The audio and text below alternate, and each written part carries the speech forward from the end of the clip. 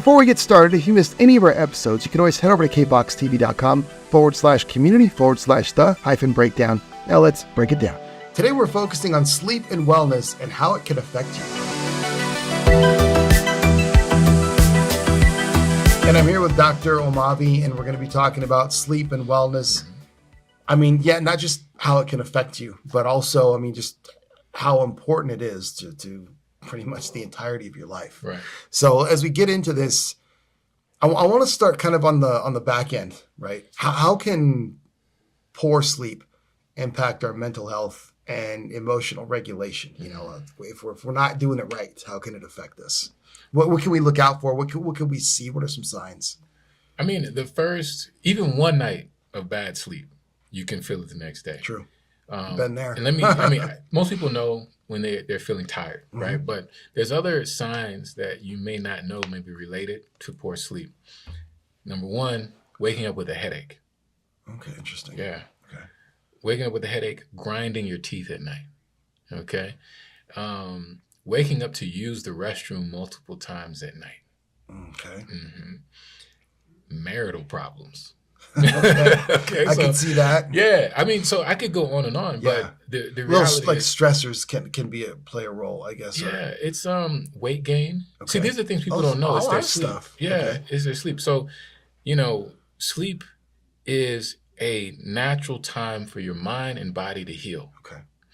And so if we talk about what is sleep, it's actually, that is what it is. It's a healing process, but it's also a different state of consciousness. Okay. And your body's doing a bunch of stuff. Like, it's killing cancer cells. Mm-hmm. So it's preventing cancer. It's regulating hormones. So if your testosterone is low, or if you're experiencing erectile dysfunction, it could be your sleep. Okay. Right? So we can get into all of that. But the other question is, well, what is health? So we can talk about what is sleep, but we're saying sleep and wellness. Well, what is wellness? What is health?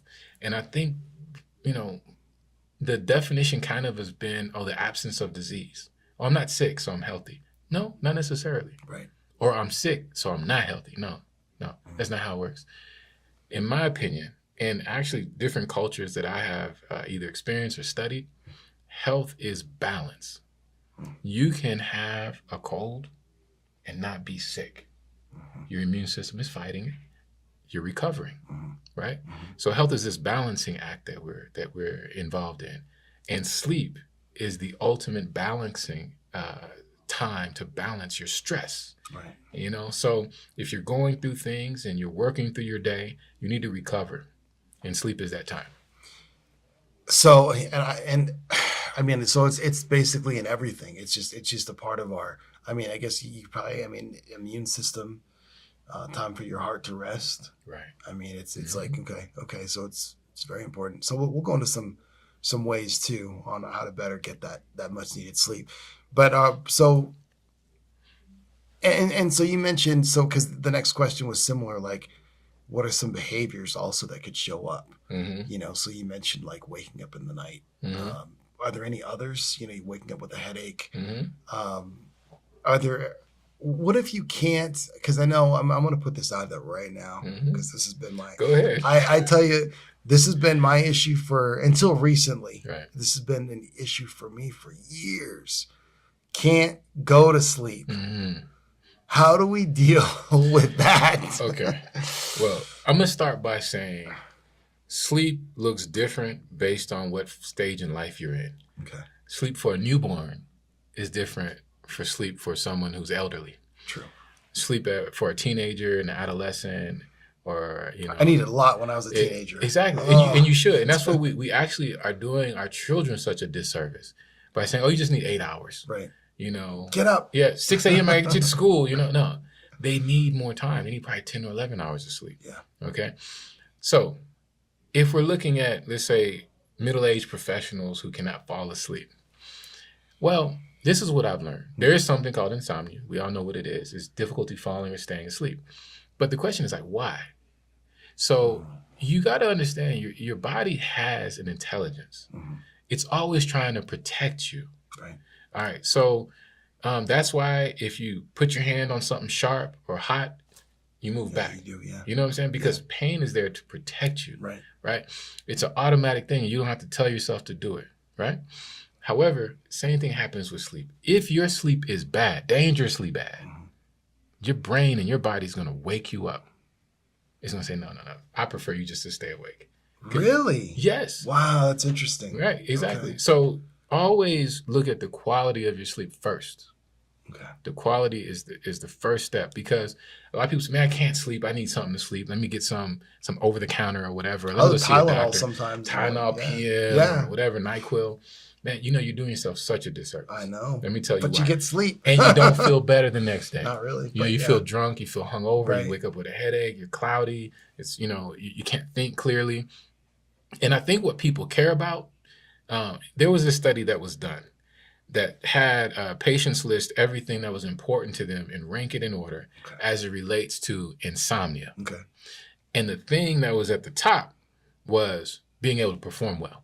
Like the next day. The next day. Yeah. The thing that was at the bottom is how much sleep they got. So it's just like weight loss. Interesting. I don't want to do the work. Right. I just want to lose the weight. Right. All right. Get it done. Same thing with sleep. Right. Where's that pill? I don't want to sleep. Right. I just don't want to feel the consequences of not having slept the next day. For sure. Right. So the reality is, if someone gives you or someone takes a sleeping aid and you have bad quality sleep, what they just did was gave you more bad quality sleep. Right. So now instead of getting it for 5 hours, you got it for 8. Right. Okay. And there are consequences. There are consequences, long-term and immediate consequences. I think most of the patients I see in my sleep medicine clinic are coming because their marriages have been impacted.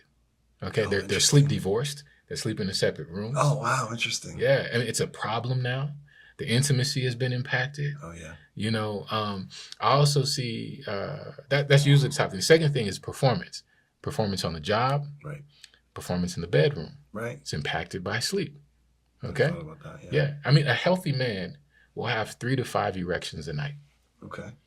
in his sleep, because in your REM sleep, which is the hardest part of sleep to achieve, Okay. Yeah. in your dream sleep, your body has circulation that goes to your sex organs. Okay. It helps to increase your testosterone levels, and that circulation also helps with erections. So that's when you see the recovery. That's when you see the recovery. But if you're not sleeping well, your sleep quality is poor. You don't get to that dream sleep. So if you're not really getting to REM, then your testosterone's not. Thank recovering. you. Now so you go to the doctor. Oh, testosterone's a little low. Yeah, you hear about that all the time. Yeah. So they're all on testosterone supplementation and hormone therapy, but they haven't treated the problem.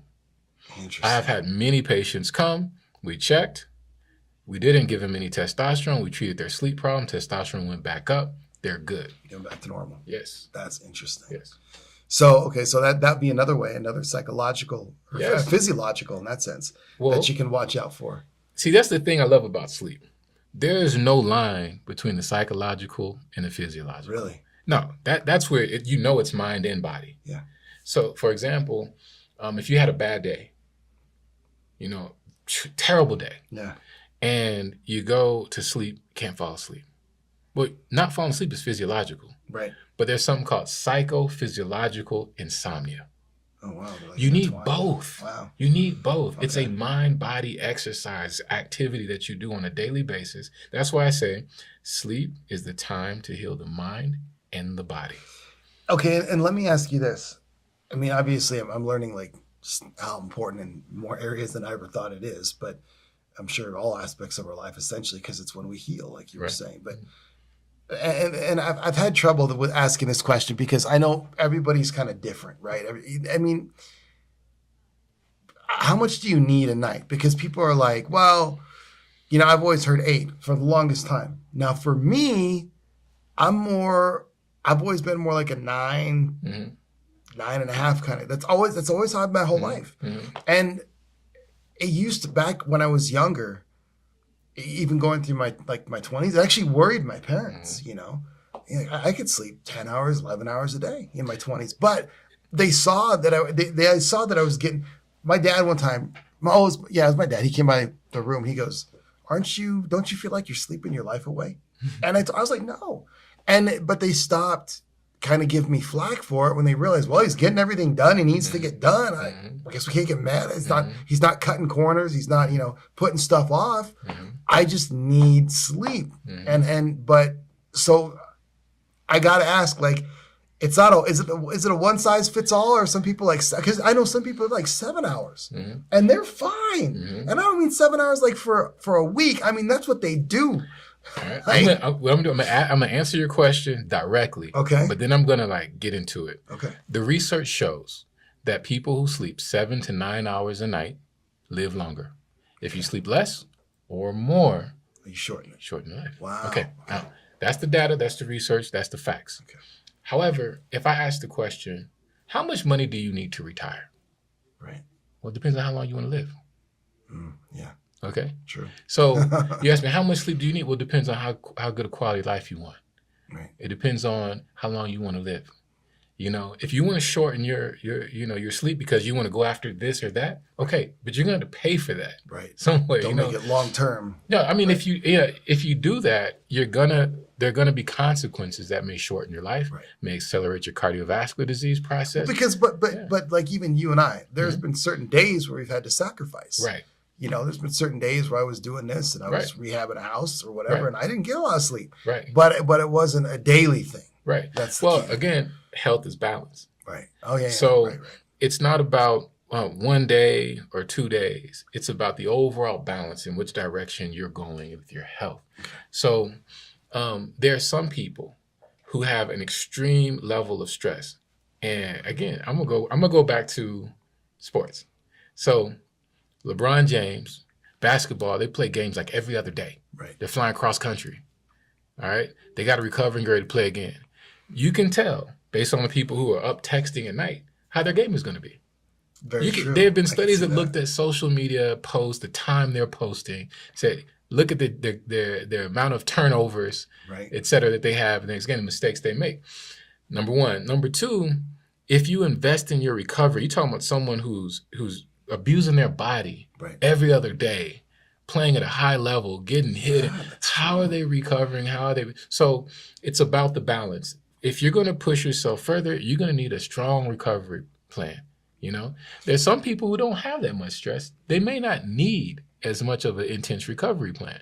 But if you have goals and you're going somewhere, you really do need to make sure you have a serious plan of recovery. So, and it's funny because the more you talk about kind of the whole picture and kind of like sleep to basically your mind and all, it makes me think, okay, so you look at, I'll give you a perfect example. I mean, he pushed his body to the limit. Kareem Abdul-Jabbar. But he's still around. But you could tell he's got that focus. Right. He's got that kind of relaxed. Yes. Like he knows how to handle it. He meditates. He prays. Kareem, I saw Kareem a few years ago. Oh, wow, no way. In Cali. Yeah. I was at a New Year's event. He walked in and he looks great. Yeah. I see him on the commercials. The longevity, but he does invest in it. He looks like it. He has that. Yeah. He does. And I think there are good examples of that. But society typically tells us, you sleep when you die. Yeah. Time is money. You need to get up and get it, lose sleep to get it. And honestly, that's opposite from the truth. What I have learned and what I've personally experienced is longevity is success. Yeah. You can win for a short period of time. Right. But if that stops, you've lost because you can go slow and you hit the same level, but you maintain that level over time because your recovery is really strong. Right. That's how you're going to have more success.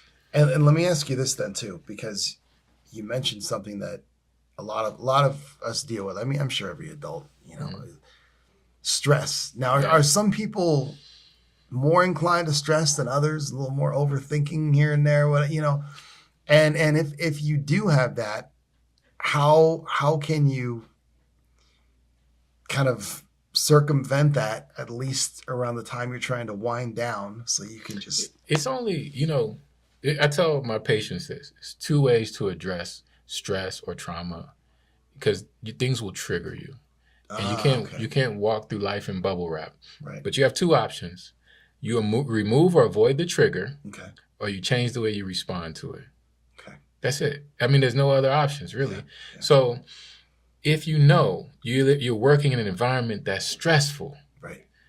you either remove the stressful element of the environment or you change the way you respond to it. Because the stress is really how you are engaging with something else. It's a response. It's a stress response. And that's where you have the control. Yeah, it's a stress response. Yeah. So most of our health lies in the intersection between our biology, which is like our genetics. So there are some predisposed risk factors you're born with, your environment, and your behavior. So your biology, your environment, and your behavior.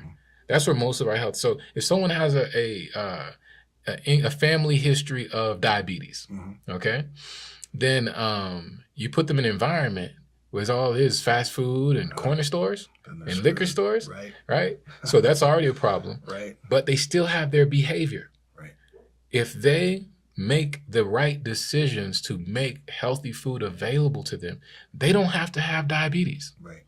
Okay. Drive up the road to Trader Joe's. You start a little garden, start a garden. Right. Grow some grow fruits your own. and vegetables. That's a good point. Yeah. I mean, figure it out. But you have to make some decisions. And in fact, you can't change your genetics, at least not yet. Right. Environment changes very slowly. It's very difficult to say, I'm moving to another city or I'm moving across town or I'm selling that changes real slow. True. Your work environment changes real slow. Right. Behavior, that's something you can do every single day and change. Fast. It's the hardest thing to change, though. Yeah. So, you can control your response, but it takes practice. And it's funny because there was this old guy. They were interviewing him, and he had said they had asked him about like his children and his grandchildren, and he was saying, you mentioned how it's factors of a bunch of them, right? Right. But there's still some shape or some factors that you can kind of pull out, and kind of see individually, right? And that are different between us, right? And he was saying, as far as his kids, he goes, he said something like the booming, young child is now the booming obnoxious adult, and he's got the one, the little sweet child that never did anything wrong is now the pleasant, adult. And he says, there's never anything I could do about it, but I can be cheerful about it. I thought that was funny. He's like, so he's like, I can't have control over that, but I can have control over my reaction to it. I thought that was funny. Yeah, and also I'm listening to that, and it speaks to the biology component that people have this genetic destiny. That there is a programming that you do carry that you inherit. Yeah. But there's something that's called epigenetics, where based on your environment and your decisions, certain genes get expressed, and certain ones don't. And so it's not like like this is it. You're going to be this way no matter what. You can make change. Yeah, you can engage and you can express certain things different ways in terms of your genetics. So it's super interesting. And I'll tell you, it is interesting. I'll tell you, I never put enough, just real quick, on the genetics part, and we can get to wellness again. But I mean, obviously, it's a part of wellness because it's a part of who we are, right? But it was really interesting, and I'll never forget. I had this genetics like wake up call, because I had come into. My mom's sister was staying over, and I've always heard they were a lot alike. Right.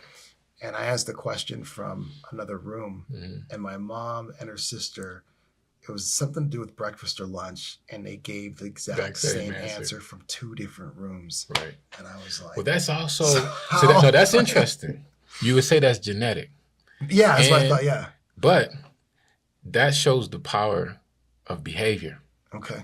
Because that's probably how they were raised. I see what you're saying. Yeah. Right? Yeah. So nature versus nurture. No, exactly. Yeah. So there's research that showed orphan children to alcoholic parents are more likely to become alcoholics, never having met their parents. Interesting. So there's this intersection.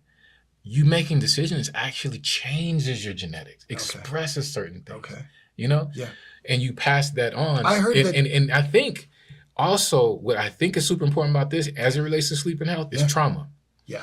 I think people do like to talk about it more now than before. True. It is more open now. It is more open. But, I was talking to one of my colleagues who's a neuroscientist. Her name is Dr. Mays Imad, and she studies trauma. Okay. And she's a Iraqi war survivor. And she was here as a refugee and as a teenager. And so she has studied how trauma changes the body. It actually is cellular. Like it actually impacts your set. It changes the cells of your body, and it's not just in your mind, your heart, your GI system, and you know it because you can be triggered and your heart's racing. True. And it's a memory. It's a memory of the trauma that's in your body. And this relates to sleep in a very important way, because sleep, out of any other treatment, therapy, or anything else I know that people can do, it is one of the most important factors into healing and recovering from trauma. And that's a huge issue in our society.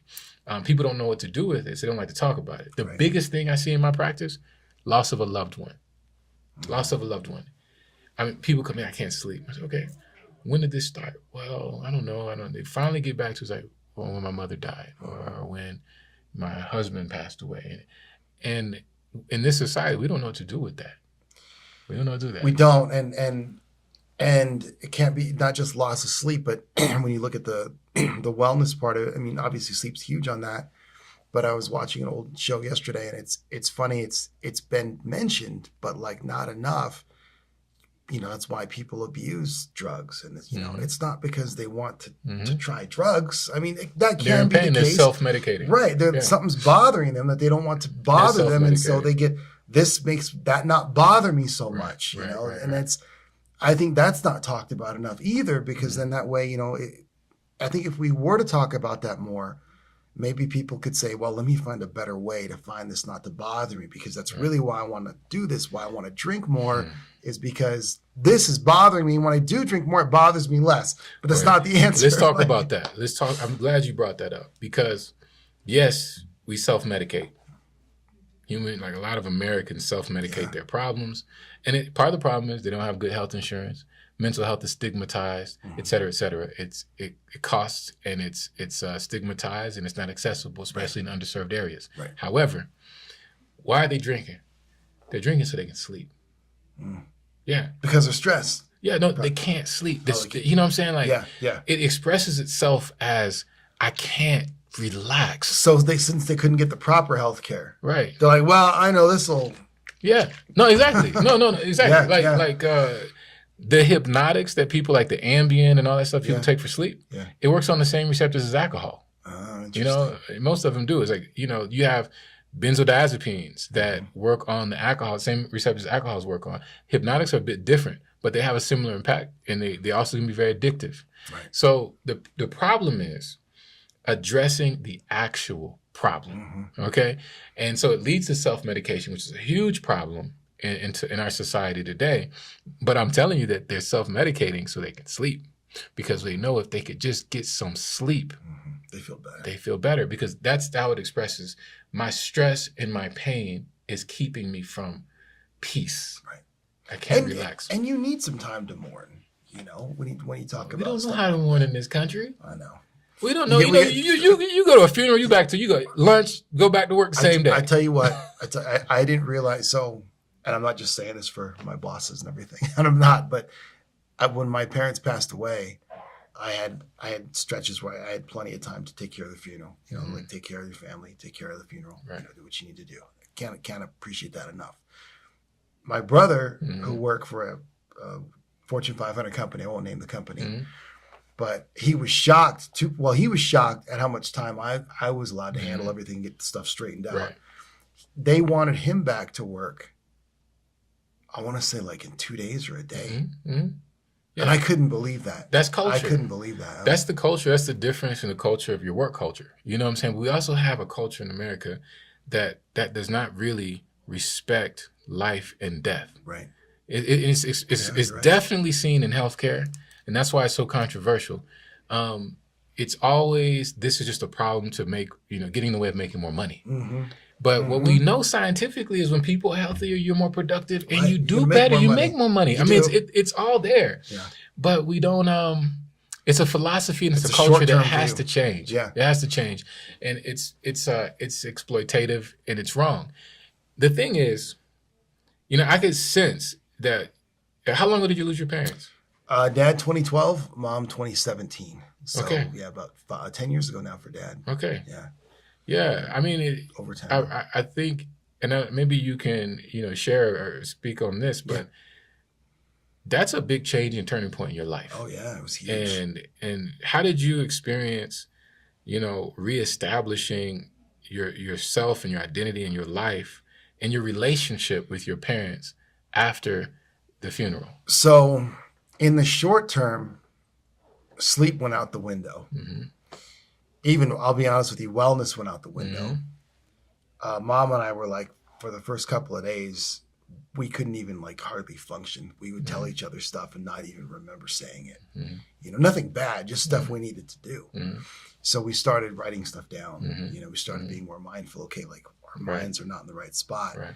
Then it moved to, I had to come back to work. Mm-hmm. Well, I had to go back on air. Mm-hmm. Well, it only been like 2 weeks. I say only, but I appreciated the 2 weeks. But Right. there were still some finer points that I had to work out. I got through it on air. I think I said, a little quick word about him on air, and then I went back to work. Mm-hmm. Then the more subtle things that kind of trail out, the lingering things, it was about a year because his sister was still alive. And so my mom and I would have her over for barbecues. Mm-hmm. But then it wasn't the same. It was finally about it. No, actually, I take that back. We didn't have his sister over for a whole year. Mm-hmm. Finally, it took a year. Mm-hmm. And finally, I was coming back from East Texas. Mm-hmm. And I said, hey, why don't I fire up the grill when I get home? Mm-hmm. And Mom was like, yeah. Yeah. That's what he would do when he was Yes. coming back from East Texas. Yes. And so then all of a sudden it triggered this like, oh, this is what we used to do. Right. And that one barbecue, Right. then everything went back to normal. Aunt started coming back over. Right. We started we came out of our shell. We were just in this quiet shell for about a year. And I don't even know if we realized it. We didn't realize it. I don't know, but I would like to ask you a lot of questions, but one question I have for you is, when did you start dreaming again since your father passed? When did you remember having a dream? Did you ever have a dream about him since then? Yeah, he kind of sort of came to me. I guess it was about 3 months after, and which I appreciated a ton. Mm-hmm. Mm-hmm. I mean, it was relieving to just feel him, right? And you have to really experience that. Yeah. My mom didn't really experience it, and Yeah. I told her about it, and she was like, "Well, you're lucky," right? Because she'd heard about it before, right. but she didn't, But was she struggling with sleep? She was too. Yeah. And eventually, I think that's why she lasted about 5 years longer. Okay. I think she could have lasted longer than that. Mm-hmm. But her blood pressure started going up, like things started going off kilter. See, that is the essence of it. Yeah. That is the essence of it, because we don't understand really what is life. We don't understand. Certainly don't understand what is death. What is relationship. Right. And in my culture, we say life is a benefit of death. Okay. Life comes from death. Right. And life is a cycle. Right. So in essence, the one thing I'm sure about after practicing medicine all the years I have and studying all that, after learning all that stuff, I'm sure that a lot of stuff I thought was true isn't. It's one thing I'm really sure about. The one thing that does last eternally is relationships.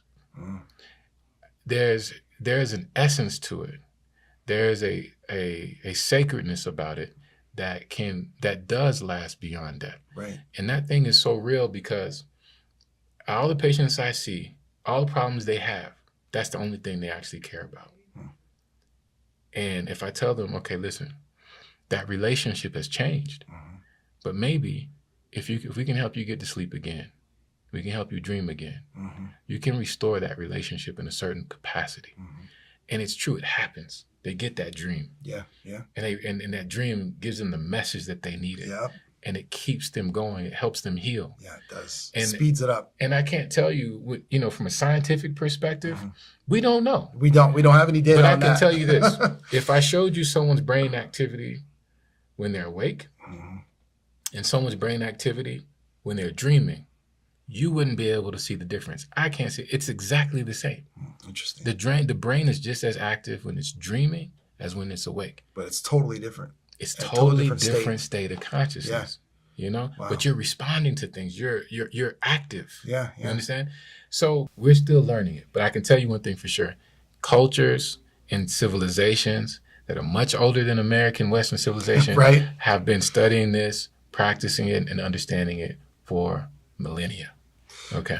And okay, now let me really quickly, where can people go to find out more information on sleep and wellness and kind of how it works, and maybe they can reach out to you, because I know obviously that is your specialty, one of your many specialties. Definitely. But, you can go online to www.biorhythms.com, okay.